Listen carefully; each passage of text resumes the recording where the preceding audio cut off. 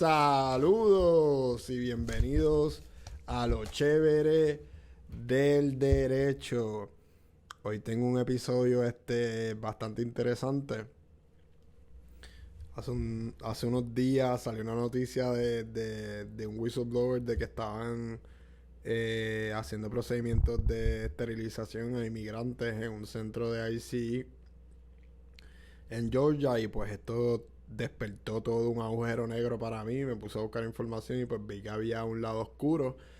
Yo por lo general pues lo único que sabía era en verdad lo que la mayoría de la gente sabe, que es que en Puerto Rico se experimentó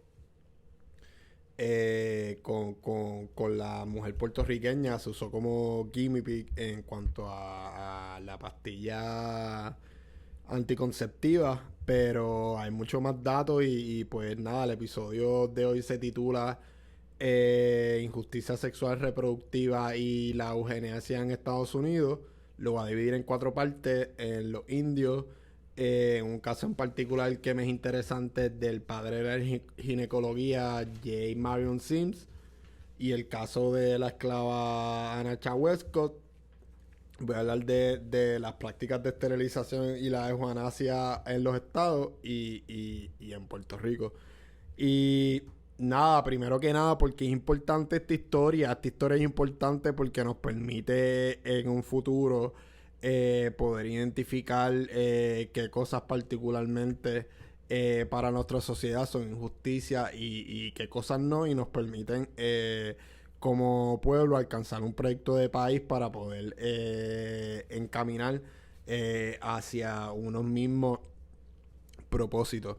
Empezando por los indios. Los indios, pues de manera general, cuando se formó la nación americana, los indios no los querían reunir con la sociedad americana. Querían mantenerlo alejado de la sociedad en general, para tener, tú sabes, encajonados pues sus normas, sus acciones y sus creencias, y verdad, los blancos poder practicar las de ellos durante esa época. Hubo una persona muy importante que se llamó McKinney, que fue uno de los principales oficiales gubernamentales durante esa época en cuanto a las relaciones con los nativos americanos.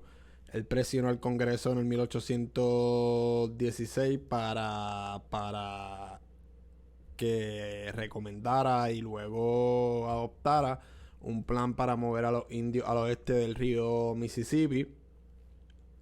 Luego cabildeó para que se creara la primera ley de civilización india, que eso fue la ley que estuvo vigente hasta finales del siglo XIX y era la que le daba los fondos a las reservaciones para todo lo que tenía que ver con la americanización, la endoctrinación, whatever, no me sale la palabra, ustedes entendieron. Y pues esta americanización era usada para promover la heterosexualidad, el patriarcado, el cristianismo. Mira, esta persona, McKinley, y estas posiciones de comisionado de asuntos indígenas se reportaban al secretario de la guerra. Y entonces en uno de sus primeros informes, él le escribió: "What are humanity and justice in reference to this unfortunate race?" In reference to this unfortunate race. Ay, pobre raza esta de los indios nativos. Ay, pobrecito. Y esta persona, pues McKinley, fue terminando siendo uno de los más buenos en comparado con los secretarios que tuvo después, especialmente con la presidencia de Andrew Jackson, que es evidente cuando uno analiza las acciones que se tomaron durante su presidencia, que esta presidencia no fue simpática con la raza de los nativos americanos y no vio ninguna posibilidad para que esta raza pudiera integrarse a la sociedad americana. Las más notables entre las acciones de Jackson lo fueron la ley de remoción de los indios de 1830 y la expulsión de lo que se nos conoce como los Five Indian Tribes, o las 5 tribus civilizadas, que en 1838 fueron removidos de sus tierras del sureste de Estados Unidos poco a poco hasta lo que hoy llegaron, lo que se conoce como en Oklahoma. Todo este episodio se conoce como el Trail of Tears, o el sendero de lágrimas. Y algo bien triste, pues, que a pesar de los Cherokee, en muchos casos esta tribu indígena se habían acostumbrado a los blancos, se habían incorporado a la vida del norteamericano, pero a Andrew Jackson no le importó y los quiso sacar con el ejército de Estados Unidos. Y todo esto a pesar de que los Cherokee tenían la bendición de la Corte Suprema y del presidente Marshall en el caso de Westchester versus Georgia, donde Marshall decidió que el Estado no tenía jurisdicción para hacer leyes dentro del territorio de los Cherokee. Pues, ¿cuál fue la primera consecuencia cuando se empezó a dar todo este proceso de mover y relocalizar a los indios? Que, pues, se me olvidó explicar, se conoce como el Sendero de las Lágrimas, o el Trail of Tears, porque se murieron alrededor de 5,000 a 7,000 indios en esa peregrinación. Pues, ¿cuál fue, lógicamente, una de las consecuencias o efectos más rápidos que toda esta relocalización causó? Pues uno de los efectos más lógicos, pues, son los de salud pública. Entonces, mientras más grave se hizo este problema, más el gobierno federal pues tuvo que tomar acción. Para el 1900, la tasa de natalidad de los nativos indios estaba bien bajita, y estas personas estaban casi extintas. No tenían ni 250,000, habían menos de un cuarto de un millón en todo Estados Unidos. Este es verdad de todo el agregado de las condiciones de salud infrahumanas que vivieron o que pasaron en todo este proceso de relocalización. Pues el gobierno federal, antes del 1900, especialmente en el 1871, empezaron a desarrollar centros de salud y hospitales dentro de las reservaciones. Y en el 1900, como le expliqué, estaban en menos de un cuarto de un millón. Y entonces, pues, las mujeres empezaron para tratar de salvar sus tribus, empezaron a dar a luz sin importarle su salud. Y pues pasan los años, y ya en la década de 1950, cuando se creó el Servicio de Salud Indígena, antes se había creado la Oficina de Asuntos Indígenas. En 1950, cuando se creó el Servicio de Salud Indígena, la gran mayoría de las mujeres estaban dando a luz en los hospitales, y las tasas de natividad de los indígenas estaban a niveles nacionales. En esos mismos años, pues el gobierno dijo, espérate, y empezaron a cerrar reservaciones y a gradualmente retirar el programa de ayuda federal a los indios. Y la esterilización no fue la única manera de limitar la autonomía reproductiva de las mujeres nativas durante, pues, esta época. En la final de las décadas de los 70, se prohibió el financiamiento para servicios de aborto, con pocas excepciones. La enmienda obstaculizaba la capacidad de todas las mujeres de bajos ingresos para interrumpir un embarazo, y afectaba de manera desproporcionada a mujeres de color, a mujeres nativas y a mujeres que específicamente tenían derecho a recibir servicios de salud de una agencia federal. También, desde que se establecieron los establecimientos de salud en las reservas, todos estos contaron con muy poco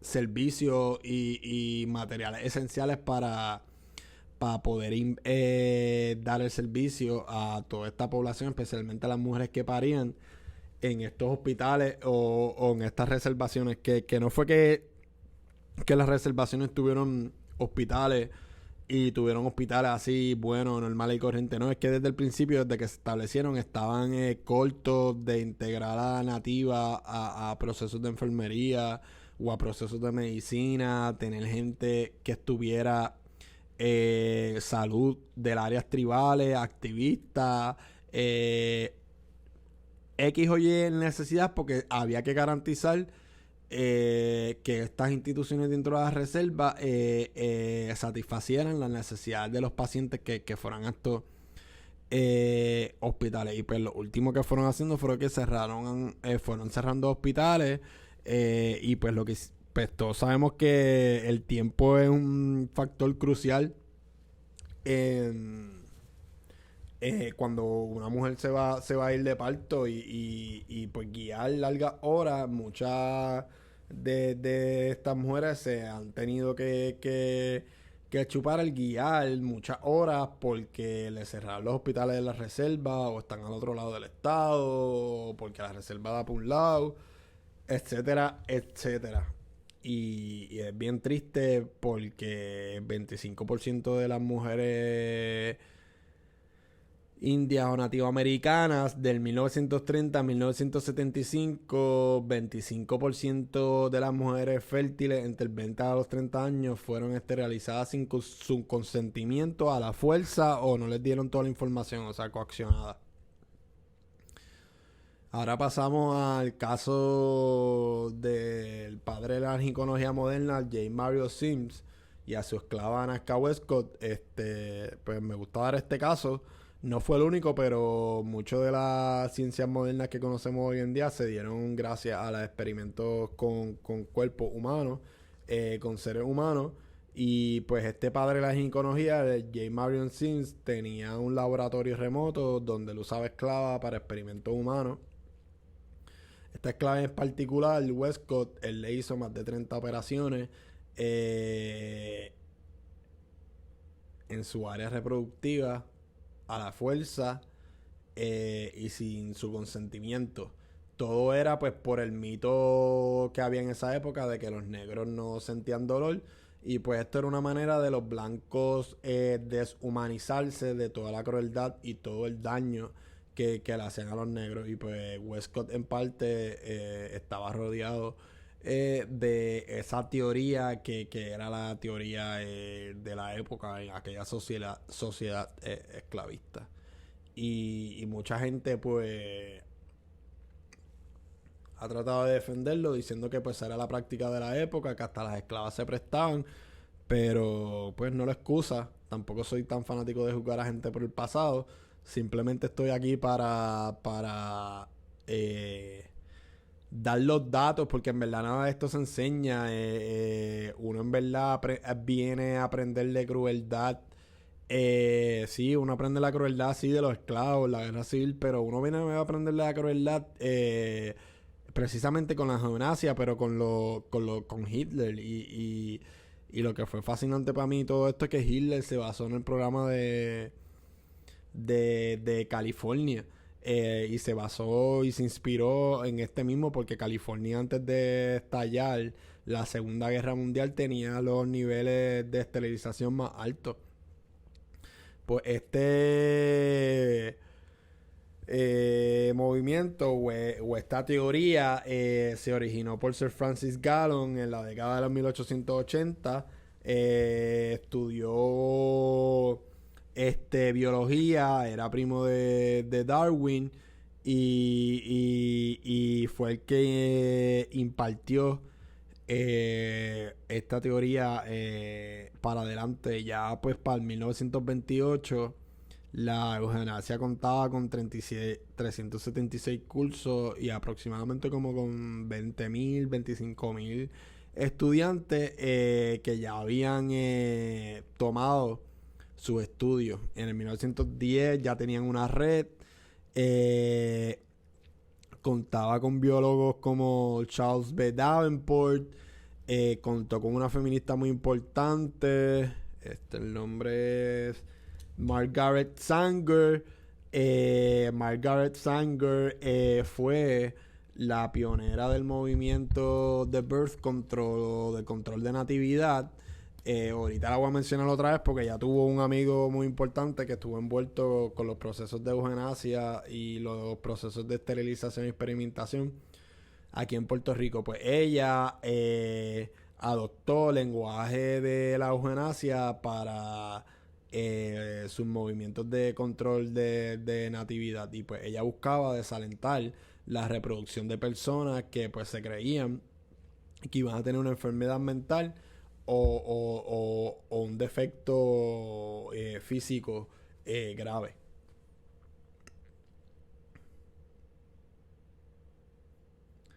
El primer estado que trató en poner un sistema de esterilización fue Michigan en el 1897, pero no pudo, le vetaron la ley. Oficialmente Indiana, el primer estado en promulgar legislación sobre esterilización en 1907. Washington y California le siguieron en 1909. En el 1927 hubo un caso famoso que se llama Buck versus Bell, que lo decidió el juez famoso Holmes. Y este caso legitimizó la esterilización forzada de pacientes en un hogar mental de Virginia. Y pues una de las frases famosas de esa opinión de Holmes que dice 3 generations of imbeciles are enough. Sí, pretty shocking, right? Sí.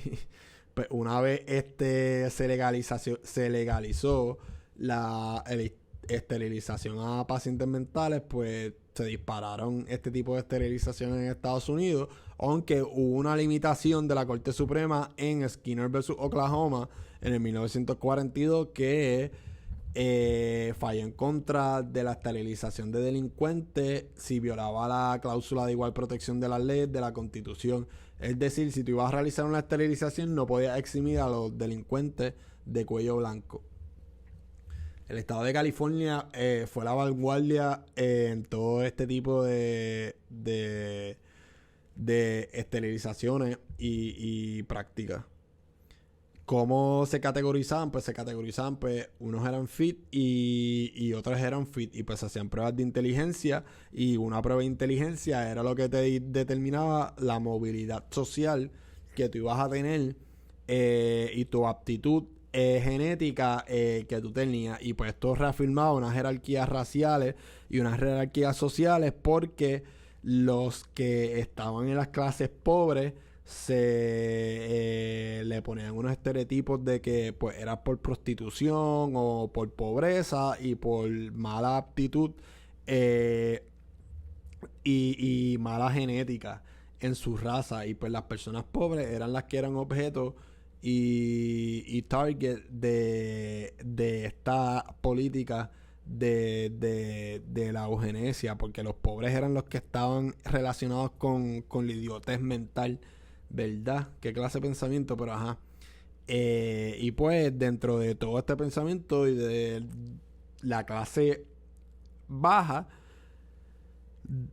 imagínate que existe en esta época un mundo donde las mujeres todavía son creadas inferiores, pero dentro de este mundo de inferioridad de las mujeres tenemos diferentes niveles o diferentes capas de la sociedad, porque las mujeres de alta sociedad y de clase media no eran tratadas iguales que las mujeres de color o las mujeres pobres, que eran eventualmente las mujeres que eran target de este tipo de política pública.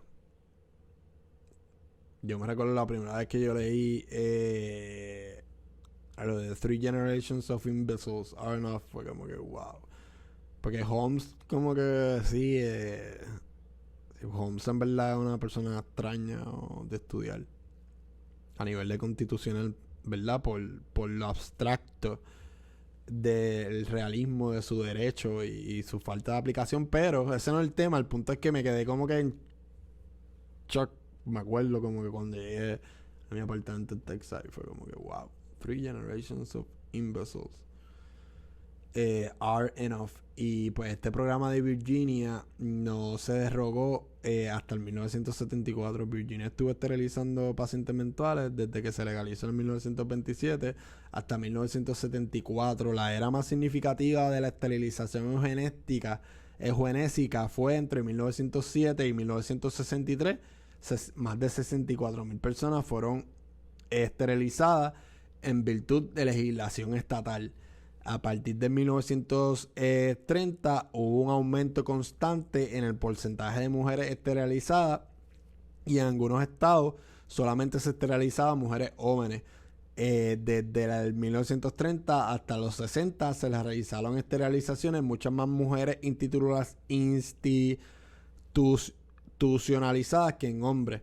En 1961 el 61% de un total de 62,162 esterilizaciones en los Estados Unidos fueron realizadas en mujeres. Algunos hombres eran esterilizados por pensamientos de como que para quitarle como que la agresividad o la masculinidad, tipo así como que el pensamiento de los perros. Y pues sí. Otros estados lo que hacían era que separaban los pacientes mentales y los esterilizaban, pues porque pues para que no se mezclaran con los que eran aptos para reproducirse entre ellos, y para que obviamente dos que no estaban aptos dentro de la categorización que ellos hicieron, pues para que no se reproducieran entre ellos. En el 1972 hubo una vista de un comité en el Senado de Estados Unidos donde se revelaron que se habían hecho más de 2,000 esterilizaciones involuntarias en mujeres negras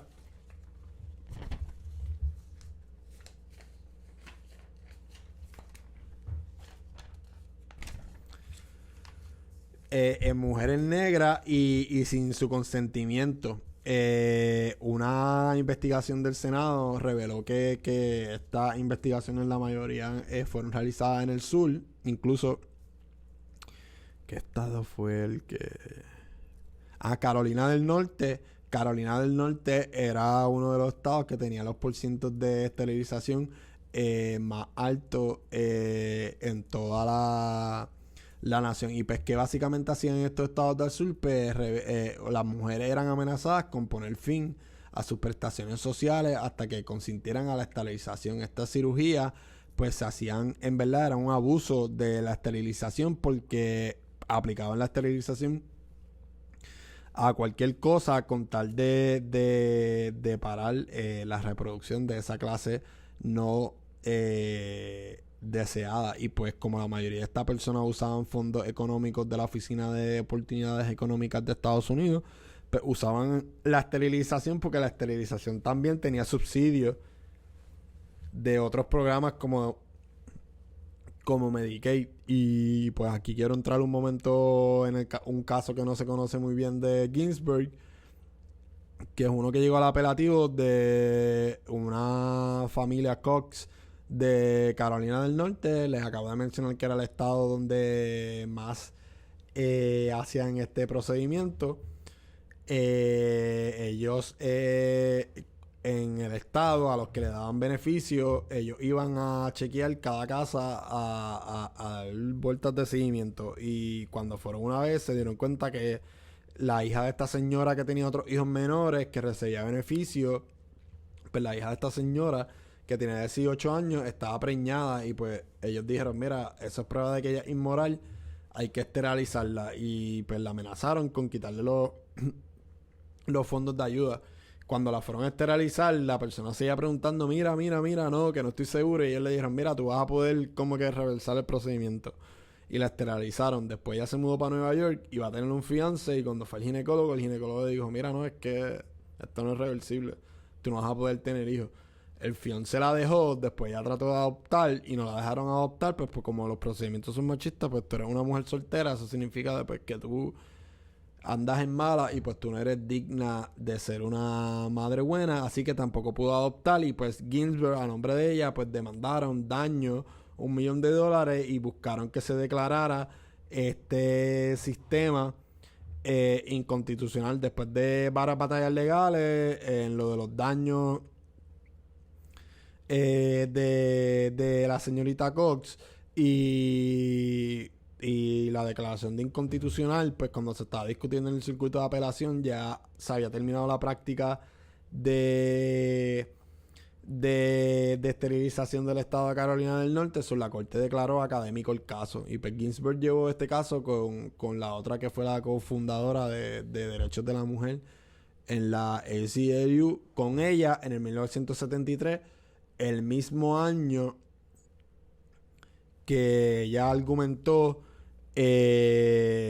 su primer caso en la Corte Suprema de Estados Unidos. En Puerto Rico, pues en Puerto Rico hubo unos estudios en el 1960 que concluyeron que más de 2/3 de las mujeres en Puerto Rico fueron esterilizadas entre 1930 y 1965.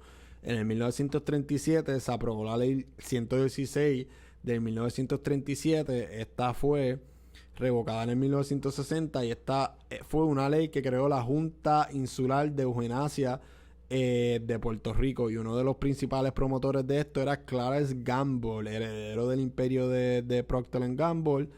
Él era presidente del Pennsylvania Birth Control Federation y era amigo de la que le mencioné ahorita, Margaret Sanger, que fue la creadora del movimiento de control de natividad de las mujeres. Clarence Gamble ya había experimentado con este tipo de esterilización en Israel, en India, en Hawái, en Egipto, en Japón, en Pakistán y en África del Sur. Y en 1939 Gamble empezó a volar a doctores puertorriqueños a Nueva York para que aprendieran estas nuevas prácticas de esterilización. En la década del 30, Gamble estableció ya, o sea, antes de la ley de 1937, ya Gamble había establecido unos semi-hospitales o sitios de cuidados de salud alrededor de la isla que se especificaban en el control de natividad, y todo esto lo hizo posible a través del Franklin D. Roosevelt Puerto Rican Relief Administration. Y pues durante 30 años específicamente a muchas de estas mujeres no le dieron la información suficiente para saber que el procedimiento no era reversible, como le pasó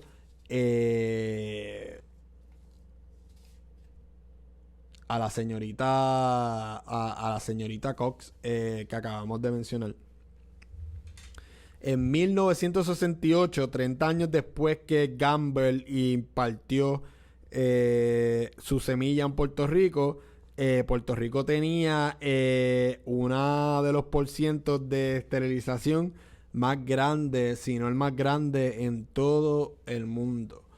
Y pues como lo mencioné ahorita al principio del episodio, ¿verdad? Que esto ya es más de conocimiento general.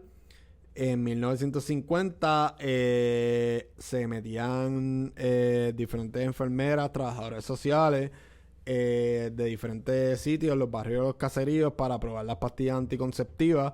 Él recogía funding de las farmacéuticas y le decía: mira, esta es la única manera de que van a poder como que probar como que en seres humanos.